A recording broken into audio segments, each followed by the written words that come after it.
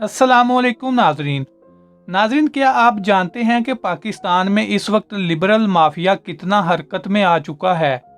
बज़ाहिर तो आपको ये दुआ ज़हरा का केस बिल्कुल सादा सा लग रहा होगा, लेकिन आपको पता नहीं कि इस केस के पीछे कितनी खुफिया ताकतें काम कर रही हैं। क्या दुआ ज़हरा पहली ऐसी लड़की है जो घर से भागी है? क्या सिर्फ दुआ ज़हरा ने ही ये काम किया है? पता नहीं रोज़ाना कितनी लड़कियां घर से भागती हैं।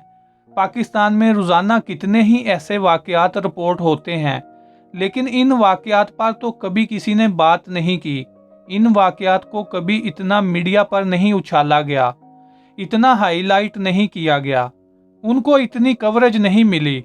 इसके पीछे एक बहुत बड़ी वजह है। वो वजह यह है कि जो भी लड़की या लड़का ऐसे घर से भागकर शादी करते या लव मैरिज करते या कोर्ट मैरिज करते, इन केसेस में ऐसे होता है कि शादी के बाद लड़की और लड़के वालों की तरफ से रजामंदी हो जाती है।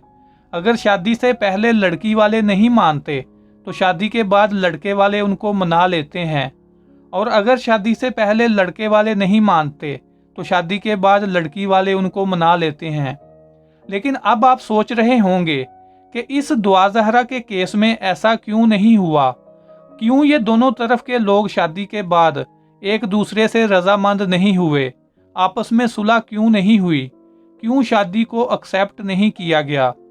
क्यों ये मामला इंटरनेशनल सतह पर उठाया गया और पूरी दुनिया में आग की तरह फैल गया? मैं आपको सब कुछ मुकम्मल तफसील के साथ बताऊंगा। आपको याद होगा कि जब शुरू में ये दुआ ज़हरा का मामला उठा कि कराची से एक लड़की अगवा हुई है, लेकिन उसके 3-4 दिन बाद पता चला कि लड़की अगवा नहीं हुई, उसने खुद घर से भागकर ज़हीर से शादी कर ली है, जिससे वो मोहब्बत करती थी। लड़की का वीडियो पैगाम भी जारी हो गया। इसके बाद मामला उठा कि ये शादी तो जायज़ ही नहीं, क्योंकि लड़की नाबालिग है, उसकी उम्र 14 साल है। लड़की के वालिदैन काफ़ी सारी प्रेस कॉन्फ्रेंस करते रहे, काफ़ी सारे डॉक्यूमेंट दिखाते रहे, लेकिन इन सब के बावजूद ये मामला आहिस्ता आहिस्ता दबना शुरू हो गया, क्योंकि सबको पता था कि इस केस से कुछ नहीं निकलना, भले इसकी उम्र 14 साल है, क्योंकि अदालत ने भी यही फैसला सुनाया था कि हम सब कुछ लड़की पर छोड़ते हैं, उसकी मर्जी पर छोड़ते हैं। वो जहाँ जाना चाहे, जहाँ रहना चाहे वो जा सकती है, वो रह सकती है। तब आपने देखा होगा कि अदालत के फैसले के बाद ये मामला आहिस्ता आहिस्ता ठंडा होना शुरू हो गया। सब लोग यही सोच रहे थे कि आहिस्ता आहिस्ता लड़की के माँ बाप इस शादी को एक्सेप्ट कर लेंगे, ज़हीर को एक्सेप्ट कर लेंगे, उसकी फैमिली को एक्सेप्ट कर लेंगे, जिस तरह अक्सर इन केसेस में होता है। लेकिन लड़की का माँ बाप यानी कि दुआ ज़हरा का माँ बाप रो रहा था, चिल्ला रहा था, चीख रहा था कि हमारी लड़की घर से नहीं भागी, हमारी लड़की से सब कुछ ज़बरदस्ती करवाया जा रहा है, हमारी लड़की को इस्तेमाल किया जा रहा है, हमारी लड़की की मासूमियत का फ़ायदा उठाया जा रहा है, इससे ज़बरदस्ती मीडिया पर बयान जारी करवाए जा रहे हैं।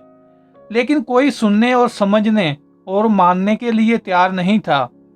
नाजरीन, आज ये दुआ ज़हरा का केस भी दूसरे केसेस की तरह ख़त्म हो चुका होता अगर दुआ ज़हरा सच में ज़हीर से मोहब्बत करती होती, अगर ज़हीर इंसान का बच्चा होता, अगर ज़हीर का ख़ानदान नॉर्मल होता, अगर ज़हीर भी सच में दुआ ज़हरा से मोहब्बत करता होता। नाज़रीन, अगर दुआ ज़हरा ज़हीर के घर से ना भागती, उसके खिलाफ बयान ना देती कि ज़हीर मुझे मारना चाहता है, मेरी जान को खतरा है, तो कुछ भी नहीं होना था। नाज़रीन, ये केस दुआ ज़हरा का घर से भागने वाला केस इस वजह से दूसरे केसेस से मुख्तलिफ हुआ, क्योंकि इस सारे मामले में लड़की की रजामंदी यानी कि दुआ ज़हरा की रजामंदी शामिल नहीं थी। उससे जो भी इंटरव्यू लिए गए, मीडिया टॉक्स हुई, बयान जारी करवाए गए, वो सब कुछ दबाव डालकर करवाया गया। हर दफ़ा ज़हीर दुआ ज़हरा से यही कहता था कि ये काम करो, वो काम करो, वरना मैं तुम्हें जान से मार दूंगा।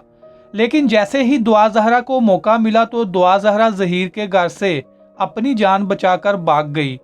अब मैं आपको बताता हूँ कि क्या वजह है कि इस खबर को, दुआ ज़हरा के मामले को क्यों इतनी इम्पोर्टेंस दी जा रही है, इसके पीछे क्यों लोगों को लाखों करोड़ों रुपए देकर लगाया हुआ है, क्यों पाकिस्तान में और पाकिस्तान के बाहर भी बल्कि पूरी दुनिया में इस केस में ज़हीर गैंग को सपोर्ट किया जा रहा है। वो इस वजह से कि अगर ये सब कुछ साबित हो गया कि दुआ ज़हरा से सब कुछ ये बंदूक की नोक पर करवाया गया और ज़हीर वाकया में ही एक ख़तरनाक इंसान है, तो आज के बाद कोई भी लड़की घर से नहीं भागेगी। आज के बाद कोई लड़की जुर्रत नहीं करेगी कि वो घर से भागकर माँ बाप की मर्जी के खिलाफ शादी करे या माँ बाप की इजाज़त के बगैर शादी करे।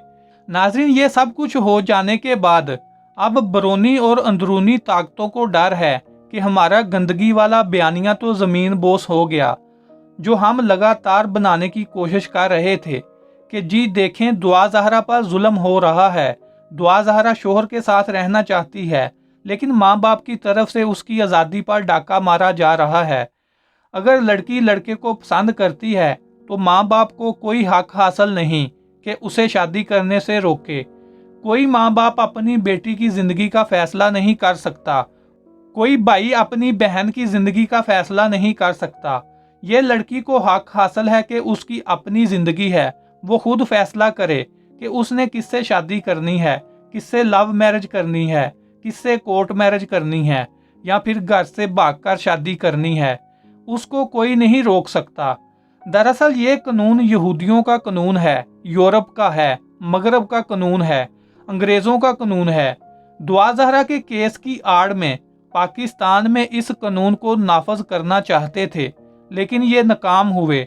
अभी कुछ अर्सा पहले आपको मालूम होगा कि पाकिस्तान में ये फितना भी उठा था कि लड़की को लड़की से शादी करने की इजाज़त होनी चाहिए और लड़के को लड़के से शादी करने की इजाज़त होनी चाहिए, लेकिन इस पर अवामी रिएक्शन देखकर फ़िलहाल उसे पेंडिंग कर दिया गया।